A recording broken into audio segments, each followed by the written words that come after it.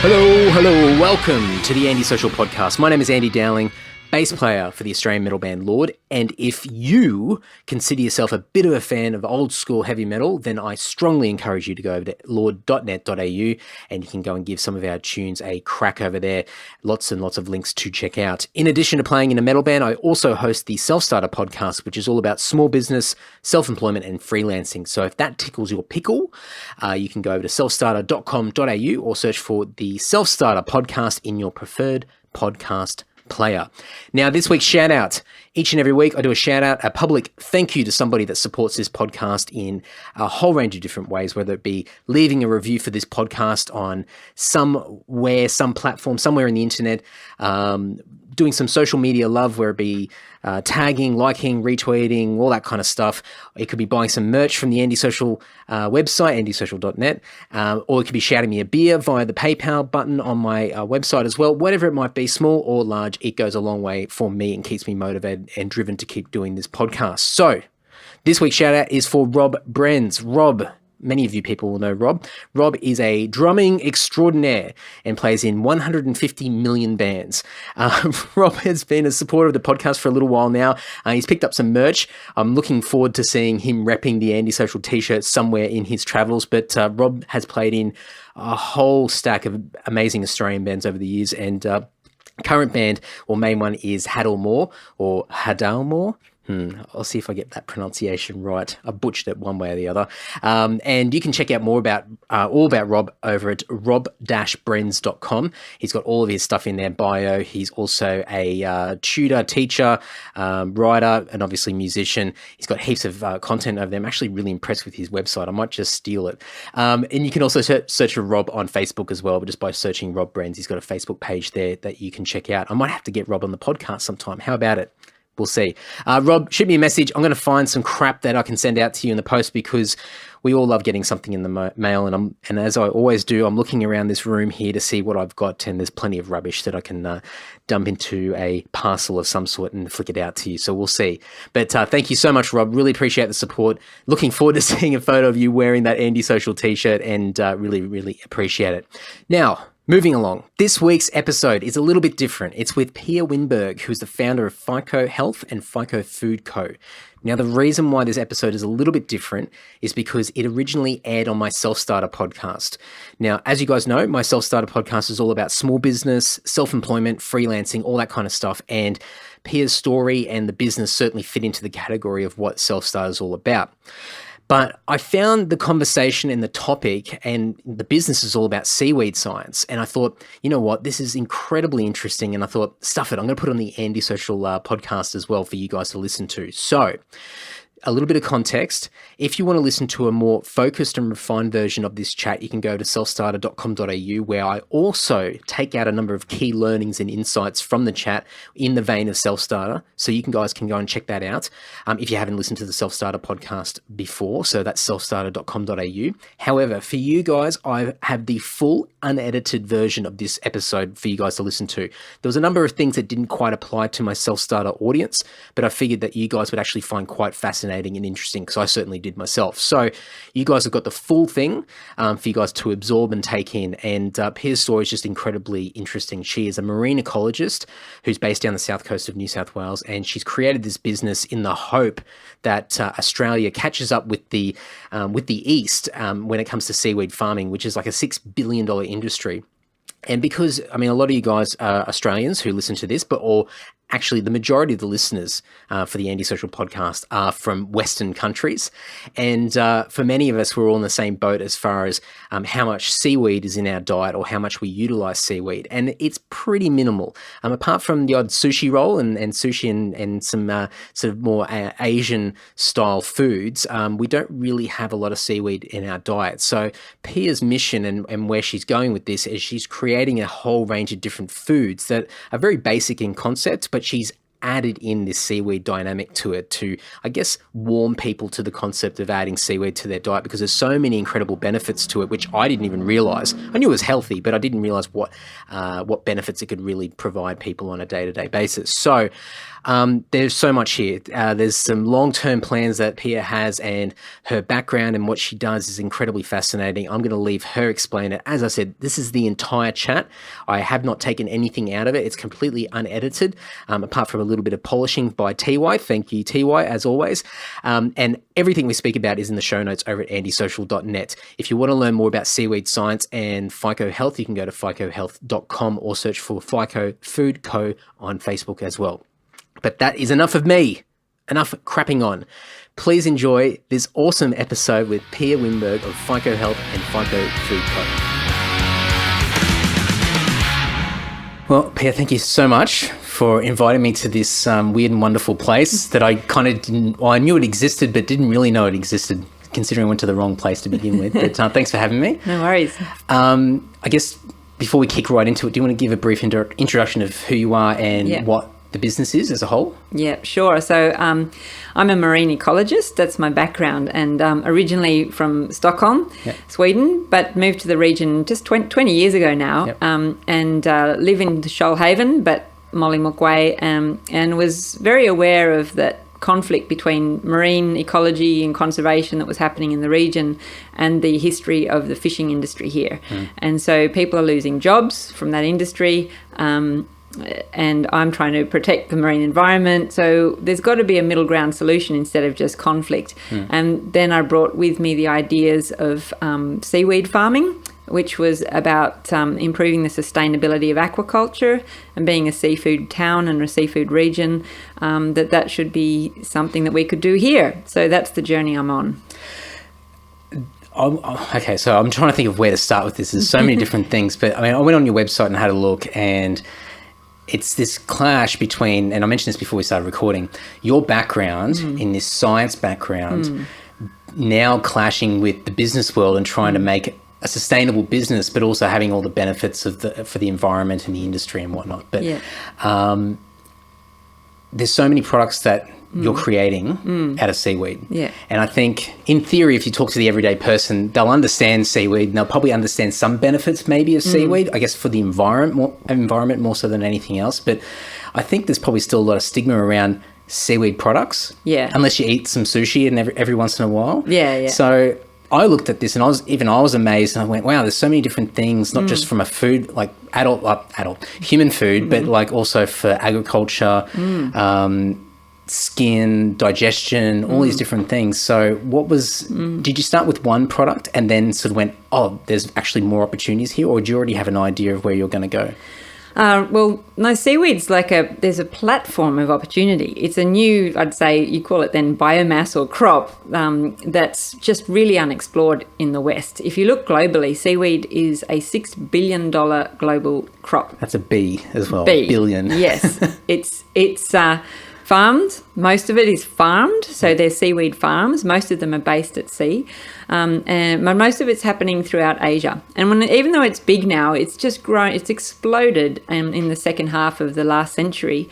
It was only really started in the 1940s by it was a female scientist in Britain, who Kathleen Drew Baker, who unlocked the sex life of Nori. So nori seaweeds that we have around our sushi rolls have a really complicated life history. Wow. There's 3 sort of different stages of their sexual reproduction, 3 different kinds of organisms to deal with. And she unlocked how that works. And that's what the Japanese jumped onto and established the first nori farms back in the 1940s. And they actually have a national day, the Kathleen Drew Baker Day in Japan, celebrating this British scientist who started the industry for them. And so that, of course, we now have that throughout our supermarkets. So that's really skyrocketed, but it was the first seaweed crop. And that's 1940, so it's not even a century old, but it's really skyrocketed. And now Japan grows that. China has taken on growing kelp to supplement the whole population for iodine deficiency. Iodine is one of the biggest causes of iodine deficiency is one of the biggest causes of brain damage in the world. And seaweed is a way to get it. Seaweed's very rich in it. Wow. So they grow that for iodine. But not only that, they now grow that for alginate, which is now a global commodity. And further red seaweeds have started to be grown in the Philippines and Indonesia to extract carrageen, which you might know is from Irish moss and cough lozenges and things. And each of these 3 different seaweeds have very different properties. It's like saying potatoes, blueberries and capsicum, very different things. Wow. And different benefits and there's different applications. So the alginates and the gelling properties are used in, like carragene's used in foods. And if you look on a salad dressing and it says E407, that's a seaweed extract that used to stop the herbs sinking to the bottom of your salad dressing in a commercial product.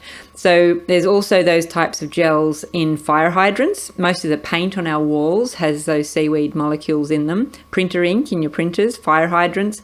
So it's really seaweed as a crop and a biomass is a commodity that has so many opportunities. It grows in salt water. It's very sustainable, grows very fast.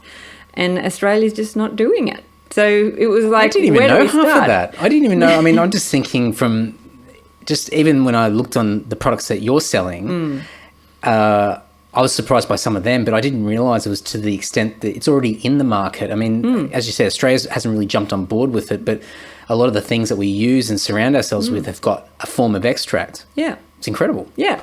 And it's something, we really missed. We're looking for a new crop that's not going to take more fresh water from agricultural production.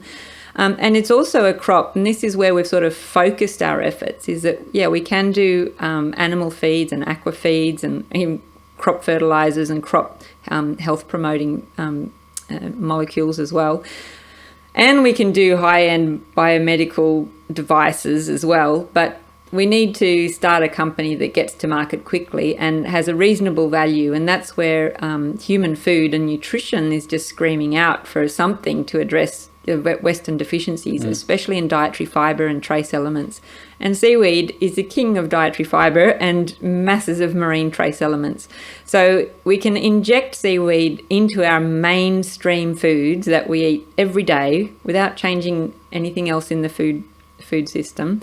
So that's what we do, is we put 10% seaweed in our pasta, and that fortifies all your trace elements. You don't need mineral supplements, and it helps your gut flora benefit from the added dietary fibres, because we're very deficient in dietary fibres in the West, and is one of the causes of a range of our inflammatory diseases that we're challenged with. So we've done clinical trials on that as well. So those are the food and the nutritional and health benefits of seaweed are the ones we're focusing on first. And that's to get to market as soon as we can and establish a seaweed industry in Australia. So it sounds like you've got a few different agendas as far as the motivations behind creating the business. Like the business is sort of a mechanism to push a bigger thing that's important to you. Yeah. And given your background in the industry, this is a device to be able to get more attention and be able to bring in investors and bring in more money to be able to scale up and provide more for not just the community locally, but nationally and internationally as well. Yeah, for sure. Because I'm a scientist, I work a lot on an international platform, and there's many people talking about, well, seaweed's algae, so it's a macroalgae. So many people talking about algae for different applications in biofuels and food and nutrition and things in a scientific space.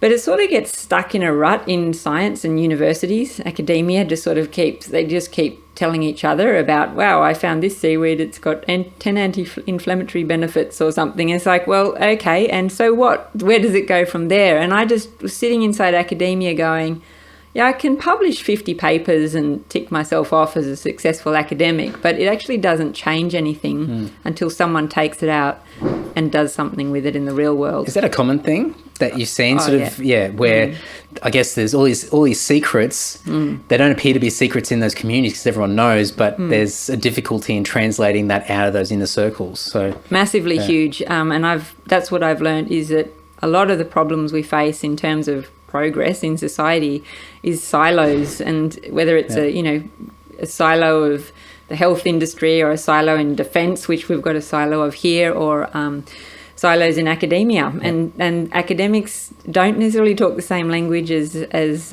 industry people, as businessmen, and so they're talking a lot of technical stuff that doesn't really have an applied focus to it, and it's very difficult for other people to understand, and what will that do?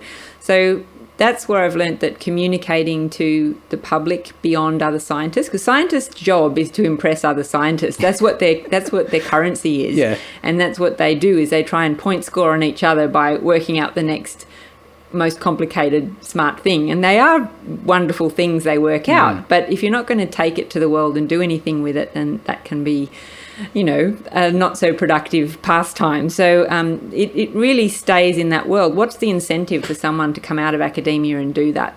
And I guess living in this regional town is where I just go, well, you feel pretty hypocritical sitting in an ivory tower of academia preaching, saying the world should do this, and the world's going, what are you talking about? Yeah. You have to actually step out and make the bridge. So bridging the silos, I think, is really important for progress across society. Did you have any prior experience with like running a small business, or have any business background, or did you have to find other people and lean on other people to, like, I don't know, mentors or anything like that, just to try and, you've got all this knowledge, but how do you translate that, or how do you get it over that hurdle into a larger platform where it's more accessible and understandable by the general public? Yeah, so it is a challenge to take an academic way of thinking and put your money where your mouth is, and try and get to market and do something with it is very different. And I do now have a range of good advisors. We're actually housed at iAccelerate, which is sort of an incubator for startups for our food brand, and there's a lot of independent advisors there. The challenge has been that we've had a lot of interest to invest in the company, but the advice you get in those instances and how to create and start the company, it's from the investors investing, and so it's not impartial advice. So you learn that the hard way by just doing it. So I'd always say, you know what, if people have got an idea and it falls outside their core skills, but they're bringing a certain set of core skills, well, just start doing it. You'll find out where you're hitting the walls. Do you need someone else to come in and help you on that front, or can you use your logical mind and overcome and solve it? And it's a bit of a balance. You've got to do a lot in a startup. That is, get your accounting systems up to speed. I never needed an accountant before I started a business, and now I know my cloud-based accounting systems and have a reliable accountant. But in those things you learn and can take on. But and as you scale, you've got to start bringing other people in that can take over those jobs for you. But it's a slow process, and always start small and take the little steps, rather than taking some giant leap and having all these chasms that you've got to get over. Especially if you had the concept in mind, you thought, okay, we've got to do something about this knowledge that we've got, and you've probably got this pie in the sky vision of where you would love it to go, but then thinking, from where I am now to that point is so vast, and I can't even see where the steps are to be able to scale it right back and go, what do I need to do today, this week, this month? I mean, that's where I think a lot of people just stop on an idea and they don't do anything because they're too busy worried about the vision of where they want it to be, but they can't work out how the hell to get from where they are now to that point. And that's a challenge every day. So, we do have the long-term strategies of where do we want to be in 5 years, and how big are we thinking, and where do we want to be in a year, and what does that mean I have to get done by next week? Then in the morning you wake up, well, which thing on the list do I get done today? And that's just a challenge and a discipline. And you've got to just learn to not be discouraged or disheartened when you're not getting through your list, and you're changing. And that's something I've learned in the startup world is startup is about trying something and pivoting, knowing that 3 things you're going to try, some are not going to work, and then you just go, oh, that didn't work, all right, pivot means we go this direction instead. So it's about learning to failure. It's not failure, it's actually testing. Didn't work, try that way and move forward. Especially from an academic background as well, that ties straight into that logical way of thinking where you go, you test something, it's either a true result or a negative result, and then based off that you move into another direction. So because I was going to say, like, for something like this, where I guess there's still a lot of stigma in old school Australians about seaweed, and they go, the only time you see that it's in a sushi roll, and I don't really eat a lot of that, and so you don't think about the benefits or all the possibilities. You would come across a level of rejection or trying things out that end up in what would be seen as potentially a failure, but ends up being a learning. You'd have to have a lot of resilience to be able to sort of keep testing and going, well, that doesn't work, or that person's not interested, next, and keep going along the trail. Yeah, and you can see as well, because a good thing to do as well is to go out into markets, like go to farmers markets and put the food in front of someone and say, try this, do you like it? And watching the reaction and talking to them. And maybe 30 years ago, it would have been a lot harder, but people sort of get that seaweed's good for them. They don't understand exactly how or why or how to use it, but they get it. There's sort of an intrinsic, oh yeah, that seaweed's good for you, I'll try one of those. There's still people that just wrinkle their nose, don't understand, but there's enough population in the world, that is into the idea. And as soon as they have the opportunity to access it in this everyday sort of way, they'll embrace it. And we've actually found that by going to the markets and people going, wow, this is exciting, it tastes great, I'll buy that. And it's now more the challenge that, wow, it grew faster in demand than we grew in supply. So that's our current challenge, is how do we grow the production and everything faster? And as you said earlier, before we started recording, talking about the first products and trying to get attention and trying to get buy-in from people, not only investors, but the general public, and thinking about everyday items that people already know, and then sneaking the seaweed in. And it's almost like it makes a traditional product with an element of novelty to it. Yeah. So then people like the idea of giving it a shot because it's not so foreign that they've never tried it before. They understand the concept of muesli or chips or... I can't remember what else you've got there. There's a couple of other products. Yeah, pastas. Oh, pasta as well, sorry, yeah. So traditional everyday products that people eat anyway, but then giving it a little bit of a novelty for a lot of people who go, I'll give it a shot. Yeah. How bad could it be? It's pasta or it's muesli or it's chips. And it's just something that it's a good warm way to get people into a new concept. Yeah, no, and it works really well like that. So people, both people who are into novelty, and so I would say, even some of the husbands that just like their bangers and mash. I've said we've got a great dukkha blend that we call Phyco. It's everything starts with PH for Phyco, which means algae. But I say just put two massive tablespoons of this blend, which is 10% of our seaweed, into mashed potatoes, stir it around, and it's really flavoursome. We've blended it with cumin seeds and pistachios and other things. So it's not like a straight-on, miso soup that someone has to start to deal with. And it's you can eat your mashed potatoes and you don't have to have this massive pile of broccoli next to it, and you're still getting a lot of your nutrients that you need.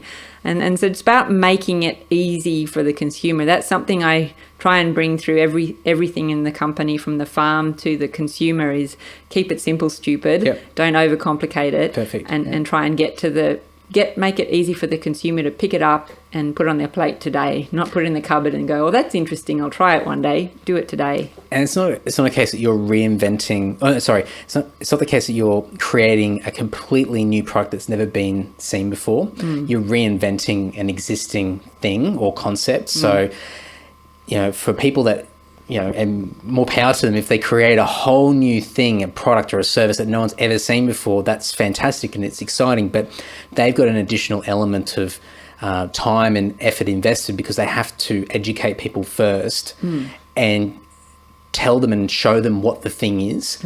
Whereas you have an element of that with this, but it's a bit more of, here's the product, you understand what it is, but here's this extra element added to it to make it unique and different. So you're reinventing existing concepts. So it's a lot easier, and it gives you a little bit of an extra step forward or ahead of the rest of the pack when it comes to that. Yeah, it does. And it's in part the novelty, but it's also in part that it's actually needed for some of the health problems that we've got in the Western food plate. And it's really hard to change the whole food production system and the Western food plate. I would say that if everybody in Australia suddenly wanted to eat, a foodie kind of diet with all their quinoa and vegetables and everything on it that you might get in in a Newtown restaurant or something, it wouldn't practically work. It just is not logistically possible because those products are not on the supermarket shelves in quantities for the whole of Australia. That's right. You can't do it. No. So most of the products on the shelves are cornflakes and refined foods. And so how do we do it? We can't just change that overnight. And that's where adding seaweed to that, to putting back what was missing, is actually going to help people with some of the chronic health issues they face because of a Western diet. And the knowledge that we've lost is about the West having lost a lot of knowledge about how food is important for your whole life in keeping you healthy. And we're just trying to make that easier on an issue that is a whole national, international population challenge. I think, I don't know, even like me growing up, I mean, food was just to fill the stomach. It was a bit of fuel to keep you going, but not really thinking about it. You're either empty or you're full, and that's it. And not really thinking about the types of foods or the nutrients or the benefits that come out of eating particular things over others. And so, you know, I mean, I think luckily for us, we're in an era now where it's becoming more of a conversational topic where people are interested and they want to find out more. Yeah. And, you know, freedom of information and, you know, digital age certainly helps as well. So you've got the food element and you've also got skincare. Yeah. And supplements as well. Yeah. And then, I mean, even just, you've got 3 different potential industries there that are just huge amounts of opportunity and potential in all of them. So is that a stage 2? I know you've started producing products in those categories, but are they more stage 2, stage 3 type things that you're looking at, and foods being the initial focus? Yeah, we used to really separate the supplements and the skin from the food, thinking that they are different. We're talking to a different consumer and we've got a different brand. But then we just started looking at it and the kinds of foods that are in like your Whole Food stores in the USA, which is now being bought by Amazon and is now totally mainstream. So, you know, I was in the US just last month in Reno, of all places, in Nevada, and there's a Whole Food store and everyone's eating bucket loads of kale and seaweed. And there are some food fads, but there's also some food realities about, you know, real benefits for people's health in the future. That kind of store actually does have food, skin products and supplements next to each other on the shelf. And we realized, because the skin creams we're making are made from all natural ingredients, sandalwood, aloe veras and our seaweed extracts. And people are now talking about, you know, eating the skin cream on your skin or you know, putting your food on your skin. So there's both ways. And the supplements are really around not being a medicine, but saying if you really aren't getting enough dietary fibre through the food, then you can top it up with a capsule that's concentrated the dietary fibres. So it's really a part of the food. It's an extension of that. And so we now are marketing those 3 categories alongside each other under the one brand. And the skin creams, we're actually doing research to medical grade level where we're able to show that the seaweed extract blocks enzymes that would break down collagen and things like that. We're looking at making artificial skin tissue with the University of Wollongong to look at healing wound burns, because the seaweed skin cells, human skin cells, identify and especially this Australian green seaweed that we're working with, distinct from the big international gels that they're producing, human skin cells love our seaweed extract attached to it and grow all over it, so you can create new skin tissue. And with the digestive capsule extracts, we've done 2 clinical studies where we look at shifting the gut flora, refeeding the gut. People have heard of probiotics and the yogurts and things where you're eating the bacteria you need.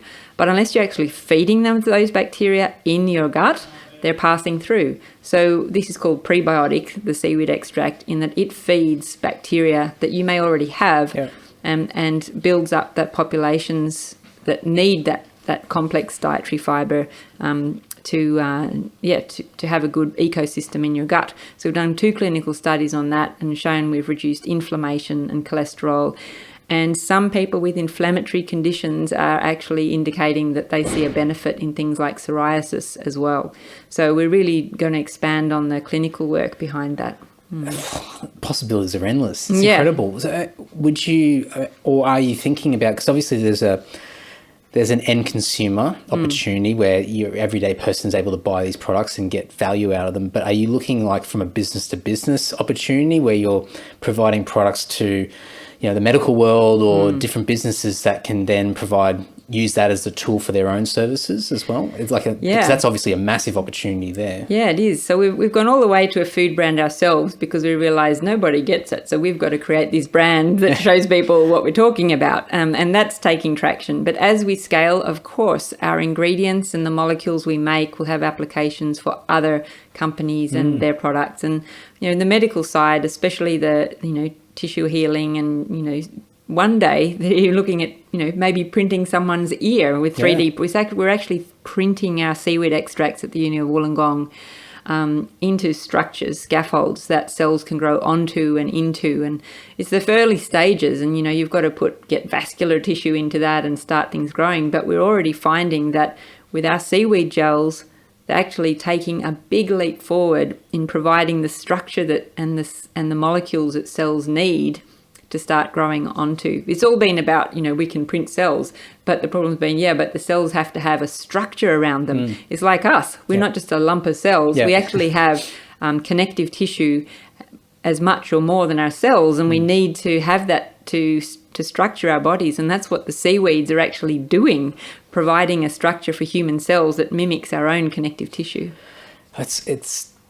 It's knowing all these secrets and then finding a way to translate it to everybody else and go, look, these are the possibilities, but then turning it into a product and a service and something for somebody else. It's incredible. It's just mind-blowing that there's the potential value and things that most people would never be aware of, not just from a nutritional point of view, but for everyday health, and even in extreme circumstances, as you said, with like burns and things like that, it can be a great benefit.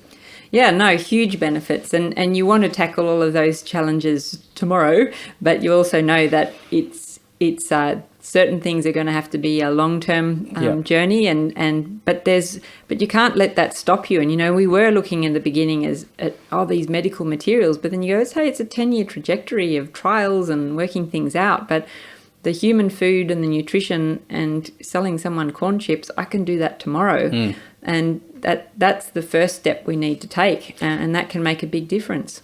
And so obviously that will make a big difference with, the end consumer in the short term, and they're going to get value out of it and enjoy it. And that's going to help with, the population's nutrition. But I'm assuming that the money that's being built off that and the business being built will then fund the bigger scale operations and the bigger visions that you've got for the business. I mean, we walked around this area and looking at what you've created already. I mean, that's impressive. And you mentioned that you've raised about $1 million so far.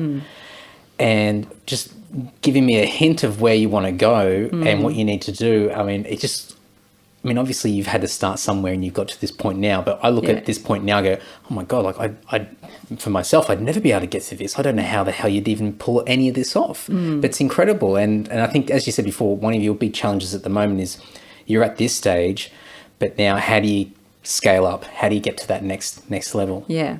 And that's where you've got to stop and take stock and say, okay, we've actually achieved what we wanted to prove, in that we can grow the seaweed, we can make these extracts, and we can make food products that the market wants.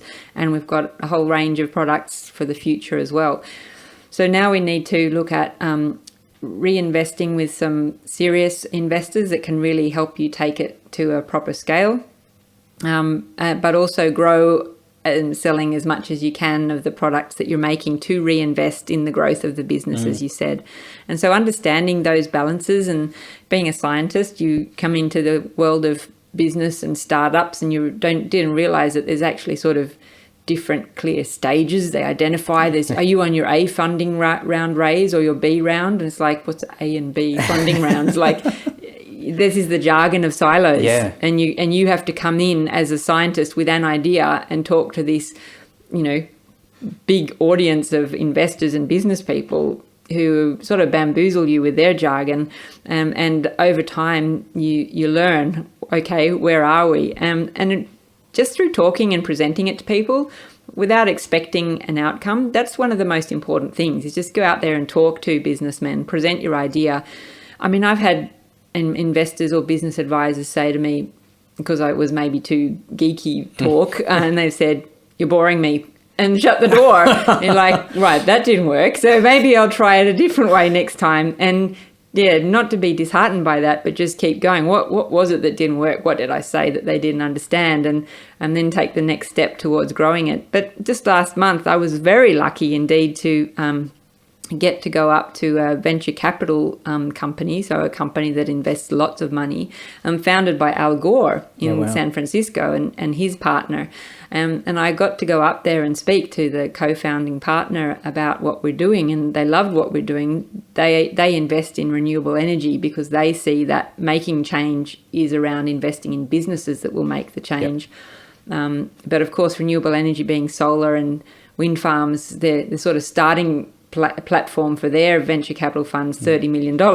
And we're like, well, I'm not ready to accept $30 million in the company right now. And then you realize, okay, I'm at this stage of growth. So what I need now is investors that invest at this amount, and I need to think about getting the structure of the company right. So because as it grows, I'm not talking here about a cozy little cottage seaweed industry, which would be wonderful, but it's not going to make an impact in the sustainability or the nutritional objectives that we've got. So it actually, the big solutions to the big problems, they have to be big, and we have to think big, but take the small steps to get there.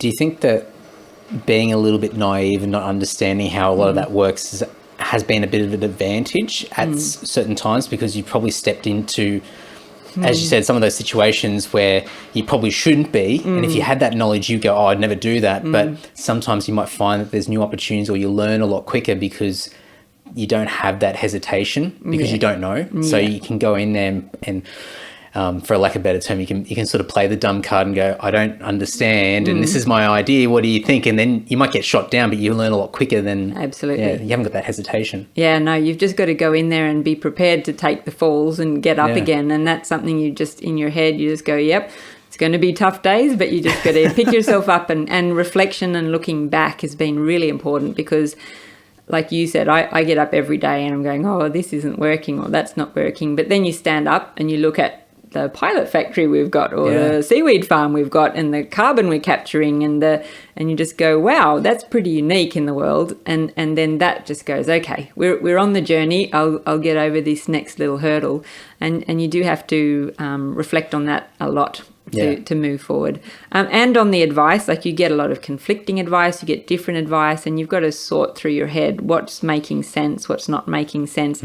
And make a decision, and not umming and ahhing for too long, going, I don't know the answer. You have to make a decision and try it. Yeah. That's the way forward. 2 steps forward, 1 step back. That's right. Kind of You're going to learn quicker and grow quicker. Even if it is an initial mistake, you can recover a lot quicker than just sitting back and waiting for the perfect moment that makes enough sense for you to make that next step. You can go, look, there's enough there that I can take that risk and give it a shot. Yeah, exactly. Yeah. And you look at things, I said, like, wow, the iPhone 1 wasn't very perfect. The iPhone 8, is a lot better, but they didn't wait for the iPhone 8 to come out. They start and you realize, well, that's progress. What we look like today is built on what people tried 100 years ago, and we're always standing on the shoulders of everyone who's gone before us and taking the journey further. And the good thing is that when you do get to that high level where you really you've got to the point where what you've been aiming towards, most people forget where you've come from anyway. You'll remember, and that's good for reflection and rewarding yourself, but most people won't remember the first few stumbles and the rough patches, because they're focused on what you've become.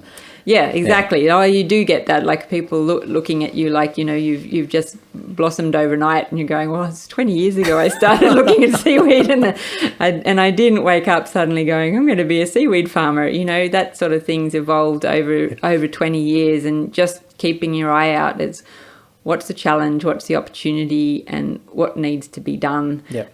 Because there's so much that just needs to be done, and what do you know that can contribute to overcoming it? And having a go is really important. You know, Australians say and talk about having a go, but you know, a lot of people are still a bit too hesitant to just put their neck out there and really have a go, because there's a lot of shooting down in Australia. But I think, well, we just got to let that wash off and keep going. I don't think there's a great deal to lose. I think some people think there's a lot, but I think in the grand scheme of things, there's not much to lose. No. You can always recover, I think. And so a couple of things before we wrap up, and I know that where you've had a long day and there's a lot going on, but from a commerce point of view, or just with your products and making money and selling these products, and we had a quick look at some of the packages and the different products you got in the other room.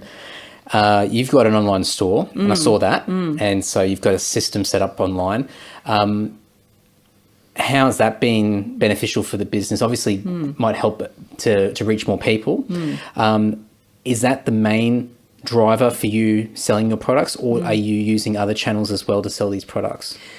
Yeah, so we've got a few stores. Like we saw the Whole Foods USA market, supermarkets as a sort of a model for the type of store that tells a bit of the sustainability nutrition story, and that customers that go there are looking for those two things, and that would be the type of store that we're interested in getting into, because otherwise you're sitting in a place that no one really understands what you're about, maybe. So there are some sort of food market type stores that are stocking our products in Perth, in Western Australia. Boatshed Market just bought boxes of our products and are stocking them there.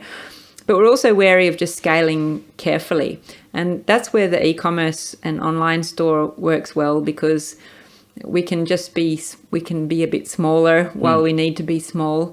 But you can then also reach out globally. And we do, since our gut health studies were written up about by Michael Mosley in his latest gut book, have 2,000 people waiting in the UK on our gut capsules.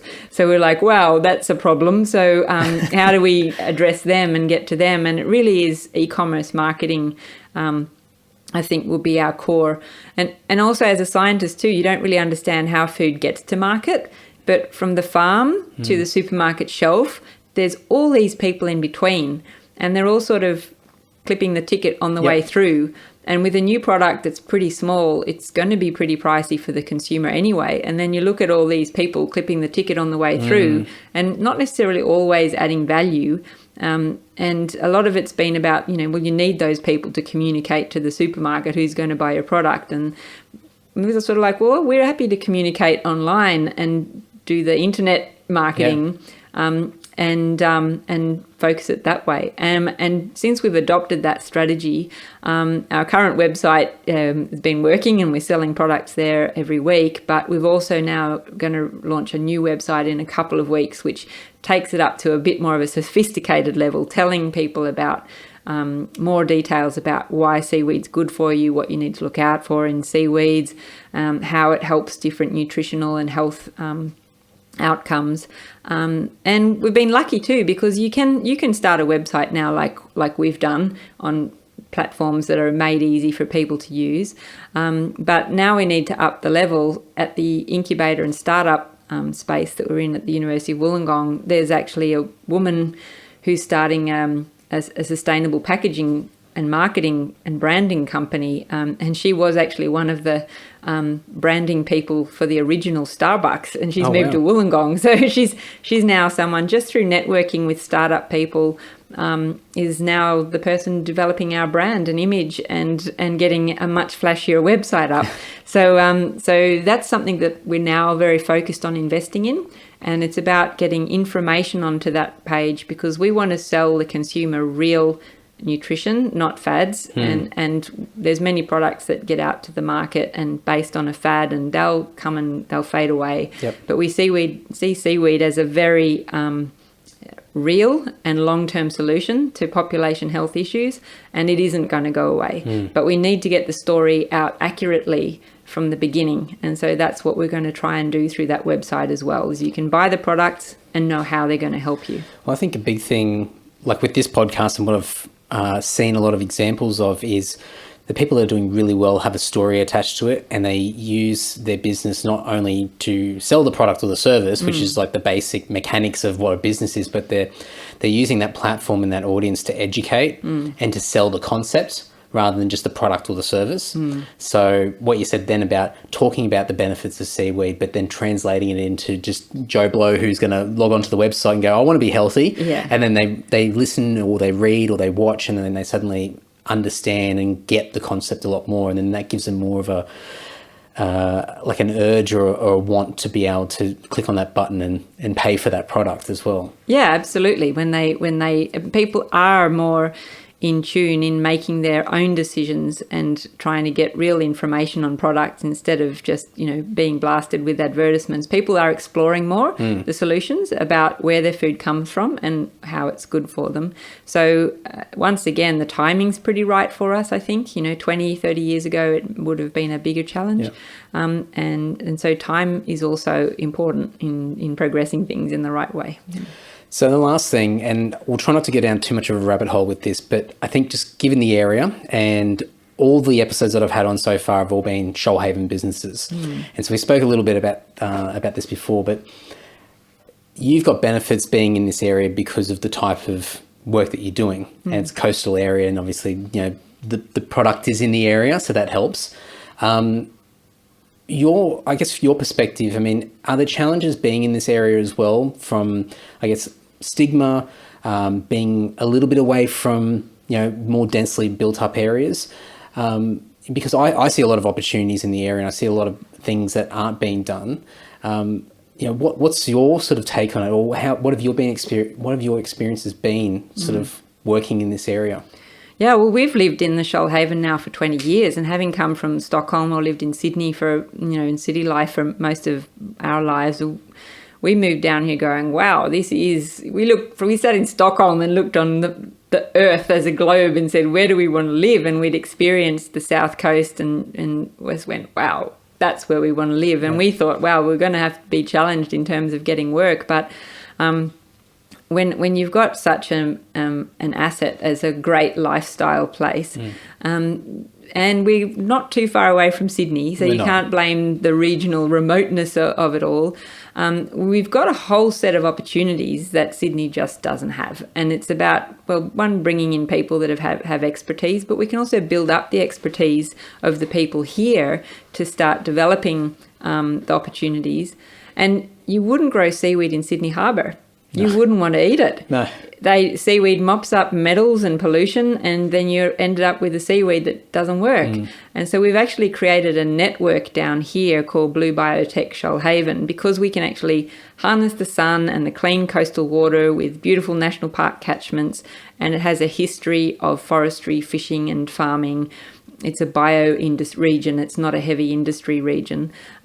We've started this Blue Biotech network to say, we can capture things from the ocean and the clean coastal environment, and we can process it and we can put it into a skincare cream in Nowra. So we're catching the sun and putting it in a bottle in a 10-kilometre radius. And you could not do that in Sydney. No. You wouldn't want to do that in Sydney. Yep. And so it's not just our seaweed, but there's an oyster industry with opportunities to grow here. There's still fishing that can be promoted and integrated into this thinking of blue economy and clean coastal environments. And we've got a massive restaurant trade that's fantastic chefs on the South Coast that are willing to put those sorts of new products into their foods. And there's even other industries here like I'm thinking the Defence Force. The Maori battalion in World War II went to war with nori because that was their traditional food. They're picking the nori and sending soldiers to battle with nori. And I'm like, the Defence Force is down the road. I'm sure they're a bit constipated. I can get some seaweed into their diet. So there's all of these sorts of things that you can start to see are opportunities that are here, not opportunities in Sydney. Do you think a lot of it's just people taking the time just to stop and think about things. I think, we're always just stuck in our rut doing the same thing over and over again. I think when you sort of take a little bit of extra time to stop and just look around, it's like brainstorming when you're sitting with a couple of people and you're talking and you're bouncing ideas backwards and forwards. Where you start and where you end up are two vastly different places. And I mean, I've lived in Queensland and lived in Sydney before coming down here, and I had a different perspective, and I could see some of the things that were spoken about in the area and the hot topics, but it was always about what was not here and the lack of something rather than the possibilities. Yeah. And so for me, I thought, this is like, for me, I love it because it is for me, a bit of a sanctuary away from the densely built up areas. And you've got that great balance of life down here. And for me, with the internet, definitely helps. I can work from home. And I just think, there's a population down here as well. And so you have an advantage in some ways because of your skill set and your background. But regardless of that, I think if people just stopped and just had a look around and thought, what do people need? What are the different businesses that are in the area and what do they need? So even from whether it be the end customer or the B2B opportunities, there's just so much down here. Oh, there's massive opportunity, and I think maybe some of the problem is that it's too nice and people don't leave, so they don't get the perspective that they need to have to go, oh, wow, it really is nice, and what the opportunities are. And I think I've had the benefit of being able to live in Sweden and Stockholm, which is, a great society, but it's mighty cold. You don't have to deal with that here. I've done research in third world countries like Sri Lanka, and then you go, wow, well, I've got nothing to complain about. Yeah. Those things are really important eye-openers, because I think you do then come back and understand what the opportunities are, what the massive, resources and support we have to actually do something. It is still a land of opportunity. And also what you don't want to end up like, because you go and see many places and you go, wow, we actually can't take this peaceful oasis for granted. We actually have to work hard at maintaining it in a state as it grows that we'd like, because some of the countries, some of the society systems that you see, it's like we're not immune to that. And if you look at the population on planet Earth living like this, we're a minority in a big way. And so what do you do in your everyday life in working towards trying to maintain and achieve what is a great society and keep it moving in that direction? Don't take it for granted. Well, I think this is a great way to end it off. I'll put links and everything in the show notes and on the website, but thank you so much. And I have no idea. I mean, you've got an idea, but I have no idea where this business of yours is going to go. But it looks so exciting, and just to learn more about the various shades of what this is all about is really, really interesting. So you're welcome. Awesome. Thank you so much. No problem. Thanks, everyone. As always, if you want to learn more about this guest in this episode, you want to learn more about Pia and her journey and Phyco Health or Seaweed Science, you can go to andysocial.net, and I'll have all the links and everything we discussed over in the show notes there. You can also go to phycohealth.com, which is PHYCO health.com, or you can search for Phyco Food Co. on Facebook as well. I'll also put in a link to the self-starter version of this podcast in the show notes over at andysocial.net. So if you haven't had the chance to check out Self-Starter, this might be a really good opportunity to click through and see what that podcast is all about. You'll be able to see how it sounds, how I structure it. There's a whole bunch of different blogs over there as well. And even if you've got the slightest inkling of interest when it comes to creating your own business, being self-employed, having a side hustle, an extra stream of revenue coming in, whatever it might be, if you've even got this tiniest little bit of interest in that, I really recommend you go over to selfstarter.com.au and go and check all of that out. And if you do have any questions, please hit me up. I'd love to talk to you. And if I can help you in any way, I certainly will do so. Now, before we wrap it up, as always, if you want to support this podcast in any way, or you want to be a future shout out on one of the upcoming episodes in the weeks or months ahead, there's a whole range of things that you can do that would go a long way for me and have a massive impact on this podcast. You can leave reviews anywhere on the internet. I don't care. It all helps, whether it be Apple Music or on Facebook. or some other podcast player or website somewhere on the internet. If you do leave a review somewhere and you want me to see it, please send me a screenshot, because I'd personally like to thank you at the very least, but it'd be great to see it. You can buy merchandise from andysocial.net. I've got a Bandcamp page there. Oh, spit it out, Andy. Far out. Where you can buy T-shirts, and there's a USB pass with the first 100 episodes of the podcast, and there'll be some more merch being sold through there in the months ahead, of course. You can shout me a beer via the paypal.me button on the andysocial.net page, or just all the usual social media love. Tagging, commenting, sharing, retweeting, all that sort of stuff goes a hell of a long way. I'm sure you guys understand the power of social media and all those little algorithms that sit underneath our social media platforms. So every time you guys interact and leave a comment or tag a mate or whatever it might be, it just helps bring it up closer to everybody's eyes, so people can discover the podcast and hopefully tune in and listen. And it does work, and more people listen to this podcast each and every week. So I thank you guys so much for all the help, and I do notice it, and it means a hell of a lot to me, and I'll get around to thanking all of you in the months ahead, no doubt. So that's it, guys. Until next week, I've got more podcasts coming. I really thank you guys for giving this one a crack. It's a little bit different, a little bit of a crossover, being a little bit strategic, crossing the audiences over. But I really hope that you guys got something out of it. Would love to hear from you. Always up for suggestions and blah, blah, blah. I've got to stop talking. Until next week, see you guys. Ta-ta. You're ready.